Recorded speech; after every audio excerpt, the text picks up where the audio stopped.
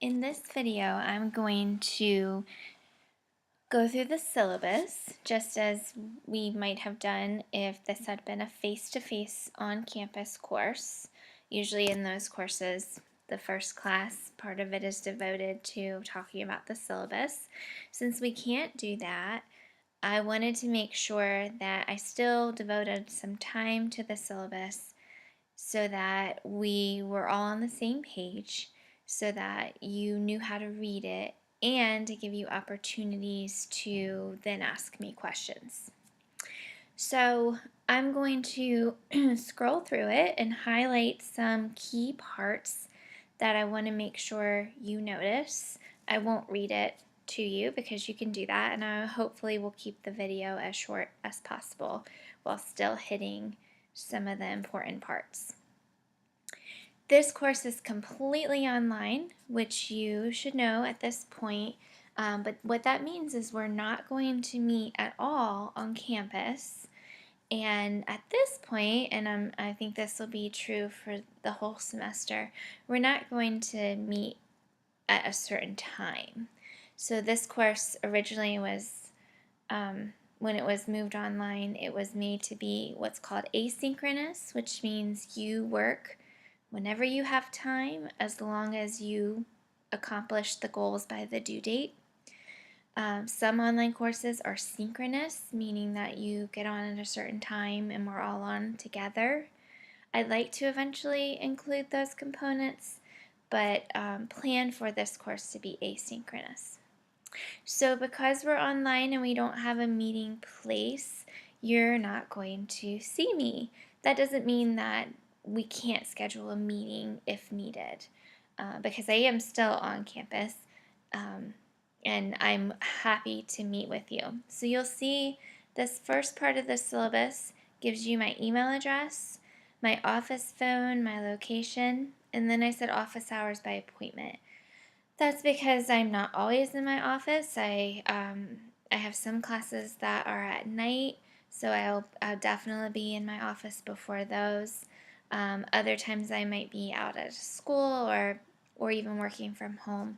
So your best bet is always to email me first, because if you call my office phone and I'm not in the office, and maybe then it's the weekend and I'm not in my office again until Tuesday, maybe you called Thursday, a long time has gone by without me answering your question. Whereas if you send me an email, I will probably answer within a couple hours, if not sooner, and we can always schedule a phone call or a meeting through email. My office is in Main Hall, and if there comes a point where you do want to meet with me, I will make sure you know how to find me. You know, at this point, I've sent all of you a username and password to log into EDU 2.0 if you are new. Those of you who aren't new have already been using it, so you know that all of our work will be through this site. All of your question prompts, your assignments, your grades will all be through EDU 2.0, other than your textbooks, which I'll come to in a minute. You can read through the course description. The main goal in this course is to look at curriculum design and development, and to use the backward design model, understanding by design, which is what we'll dive into, and we'll also be using Tomlinson to look at differentiation. The main goal out of all of that is to create a unit that you will use in your classroom this semester, and we'll talk more about that as the semester progresses. There are 2 textbooks that are required for this course, and both of them can be purchased through the bookstore. I know that not everyone has these books yet, especially those of you in our Stokes County cohort. Please don't worry about that. If we have to change around due dates, we will. I promise I will not penalize you in any way if the textbooks take longer to get into your hands than we anticipated. The first assignment does not involve the textbook. just to give you a little bit of a time cushion to get them. But if we have to change it, we will. So know that I am keeping my ear out for when the textbooks are delivered to our Stokes County folks. For those of you who aren't part of that established cohort, please let me know if you have any issues getting your textbook, and then I can adjust if needed. You can read through some of this. It just talks about different modes of instruction. I will say, though, that one thing that is important to me is communication. So I will never intentionally leave you in the dark. I like to send lots of email announcements. Sometimes they can get repetitive because I like to remind you of things. That covers me just as much as it helps you. So know that I will explain everything as we go. If there's a strategy that we're using this time, maybe we're posting in a different way, I will explain that to you in detail, sometimes too much detail probably. My emails can get long, but don't ever worry about not knowing what to do, because I will hopefully give you lots of instructions, and I'm always available for questions. So you see here some of the things that we hope to do. We'll look at research and trends and issues in curriculum, hopefully bring in some of the AIG components since a large chunk of our class is studying AIG, but then also other thoughts about differentiation, because this course is open to everyone and is not just AIG. Different instructional methods, and we'll of course create a unit as our large project for this class. Scrolling down to the expectations and policies, you can read through those.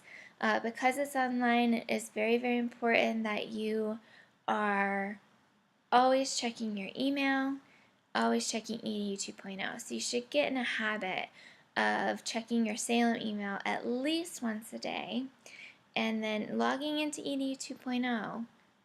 Maybe not once a day, but as much as possible. Don't wait until the Sunday due dates to log in. Make that part of your routine during the semester to log in and just make sure that everything is okay. All the email announcements that I send get posted both on EDU 2.0 and get sent to your email. And if you have questions about how to use EDU 2.0, there is a tutorial video that I made, and it's located in resources in our class. So once you log in, if you click on our class and then click on resources, you'll see that as the link right after the syllabus and the syllabus video. Also, make sure that you're using Word or Google Docs. If it's something that you need to submit as a document, either one of those is fine. If you can't use one of those, then please convert it to a PDF. If you do use Google Docs, make sure that you change the privacy settings so that I can see it, so that you're not submitting something that when I click on it, I get access denied. It's important that I can be able to edit and make comments on your Google Doc and also view it. So at least let me view it and then change it so that I can edit it, because I'll be giving you feedback along the way on your unit. Here you'll see the components of what your course grade will entail. So 30% of your course grade will come from the design of your unit plan. I've broken up your work into 3 stages, which aligns with the UBD framework, which you'll see as we explore it. And you might already be familiar with it if you've done some of this in an undergraduate instructional design course or even in professional development in your schools. But hopefully we'll be diving into it deeper and talking about it more and really working on your understanding of it and using it. So each component will make up 10% of that 30%, and you'll work on them as checkpoints along the way so that you're building your unit throughout the semester.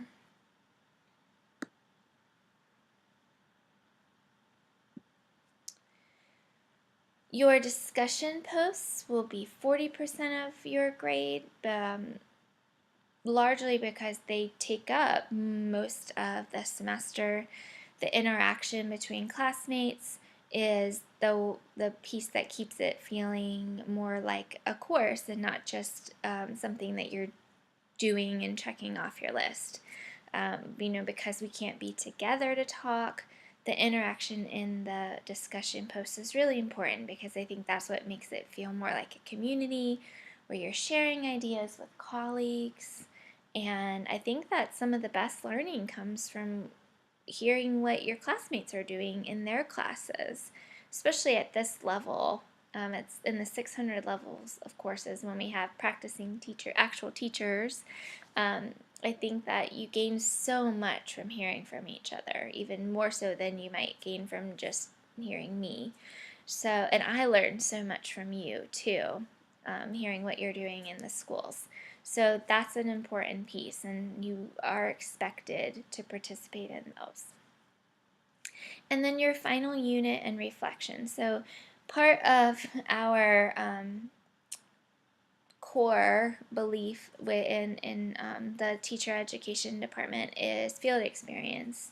So most of our classes, if not all, have field experiences built into them.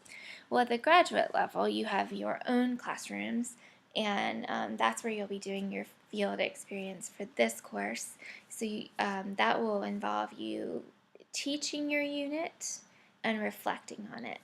That means that your unit is a little bit more limited in terms of topic because we're probably shooting for about a November timeline to be taught, which means that's going to narrow you down to what you typically would teach in November. So that's one limiting factor. Now, if you are not in a classroom, I will work with you and we will figure it out to find a way for you to be able to teach your unit and reflect on it. And that's something we'll talk about on a individual basis. So don't worry about that. I'll make it work. Notice that the graduate grading scale does not allow for anything below a C. Now it does say C minus on here, but from experience, I did have one instance where I went to put in a C minus in the final official grades and it wouldn't let me. C was the lowest. So just think that anything below a C is going to actually mean an F, according to Salem College's guidelines for graduate work. I don't believe that will happen. I think I've only had that one instance where I had someone there. Most graduate students do everything perfectly, and I have issues with even giving feedback. So I don't believe that'll be an issue, but keep that in mind that if EDU 2.0 is showing a D or anything lower than that, that really does mean an F. Finally, this is probably the most important part of the syllabus. This is where you'll see our course schedule. All of this is also on EDU 2.0. If you look in your assignments, you'll see that the due dates are also there. So you might not even need to come back to the syllabus, but it's nice to know that it's also here. So you'll see it reads right here, week of. So other than this first week is Wednesday, because that's when classes begin, but every other one starts on a Monday. So that'll start the new week over, and it tells you what we'll be working on and then what's due. So your EDU 2.0 postings are always going to be due on Sundays. So other than this first, which we'll come back to this because that's that short week. So for example, you'll see that on starting this Monday, you'll have a reading instead of it being out of your textbooks to give you a little more time. It's a reading I've posted on EDU 2.0, and you'll see over here it says, anytime we have a reading, your initial posting's due on Sunday, so that'll be due Sunday, September 2nd, and then you need to respond to at least 2 classmates by the following Tuesday, which would be September 4th. So that would be how that works. So you read this. This will be next week when we have our first full week. You'll read this reading. You will go into EDU 2.0 and look for the forum prompt, which I'll pull that up in a minute. You will post that by Sunday of that week, which in this case would be the 2nd. And then by Tuesday, you would thoughtfully respond to 2 of your classmates by interacting, by posting questions, thoughts, and that would be the 4th. And that's how that pattern will always work. And I chose Sundays because as I know you're working during the day and you have events at night or family things, and so I think, we're probably going to do most of your work on the weekends, so I thought Sunday night would be a good due date for your initial post each week. So then you'll see the 2 books, the integrating, that's your differentiation book, and then your UBD book. It tells you what to read, and then the prompts will be on EDU 2.0, and you'll do that. So for the first couple weeks, that's all that's due. Then you're going to have some other assignments due in addition to that. So you look over in this column, and this week you're also going to have the beginning of your unit due. So your standards, where you'll start to look for what standards might guide your unit. And then your stage 1 is due. But I will have shown you examples and talked about that before that. So you won't work on that yet. By then we'll have really talked about it and prepared you for that.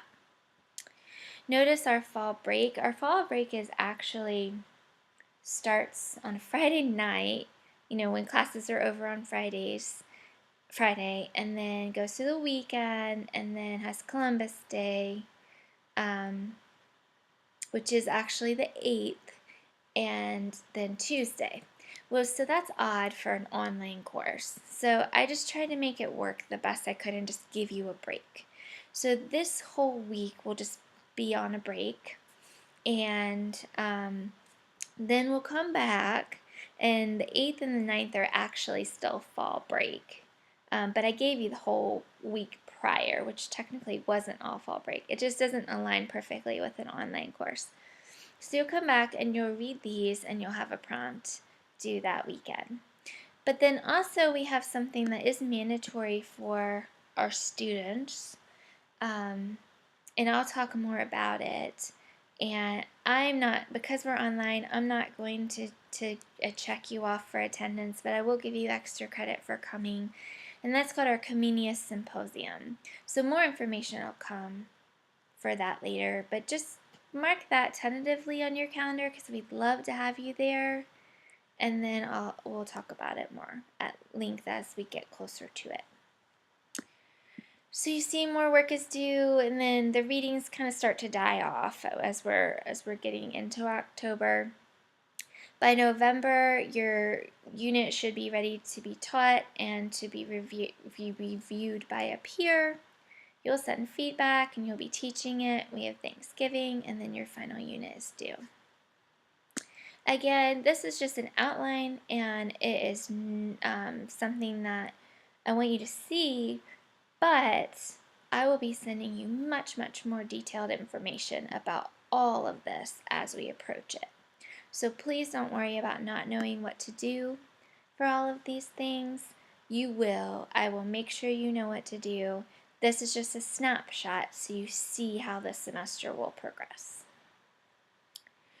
Then you just see some policies. For example, in education, we're part of the social sciences, and social sciences use APA, or American Psychological Association, as our formatting for citations. So you are expected to do that. However, there's no research project or article review or anything like that in this course, so you really won't have to cite many things at all.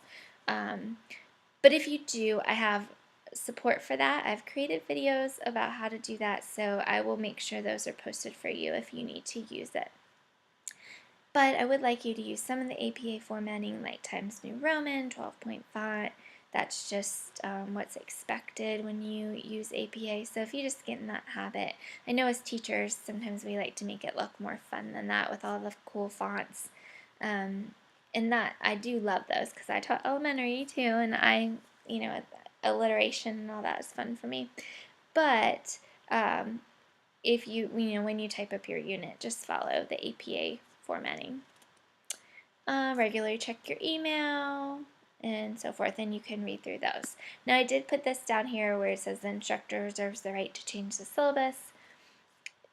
I would never do that to you in the sense of throwing you off or making it more difficult. The only way I would ever change the syllabus is if it helps us, if it is something that's needed because we need more time with something, or maybe the books still aren't in. Maybe I decide to drop something off of what we're doing because it's just too much. So if I change it, it would only be to help you, not to make it more difficult for you. So don't worry about that. And if I do change anything, I will communicate it with you. So one more thing, if you go into EDU 2.0 and you go into our class, you will see that you won't have admin, but then you'll have news, which is where all my announcements will appear, and then you'll have lessons. So right now, you don't see any of these. You just see this one, and it's available for you to review. And that is where, if you click on that, you'll be able to see a PowerPoint that has some information, just like if I were talking to you in class, and then the first forum. Now this week the forum is very, very simple, and that's just to introduce yourself. If you look in assignments, you'll see the first one is introductions. So that will be easy for you to do. However, if you click on the ones to come, which you don't see yet, I'll open them up to you as we go along. There will be a forum prompt or discussion prompt that is related to what you're reading. So on the syllabus, when it says, respond to the prompt, that will be found in these lessons. So next week, pretty soon I'll open this up so you can see next week's, and it'll tell you what to read. There'll probably be a PowerPoint for you to read, and then there'll be a prompt, and that's what you will write about when you go to your discussion. So if you look at assignments for week 2, it says see the question prompts in the lesson for the week. So that is where you will find it when you click on lessons. And again, this will be available for you to see soon. Please let me know if you have any questions. I am always happy to answer them. Once you finish watching this video and you've gone through the syllabus, if you'll go to the syllabus questions and just tell me that you either have reviewed the syllabus and you have no questions at this time, or that you have a question, you can go ahead and ask it there. I made it a discussion, which means everyone can see what you ask, and that's so that everyone can also see my answer, just like if we were in class, and that way we're all on the same page. If it's a personal question, then feel free to email me, and I will answer you there instead of on here. But everyone should do this just so I know you've read the syllabus and we're all on the same page. So let me know if you have any questions, and I look forward to working with you this semester.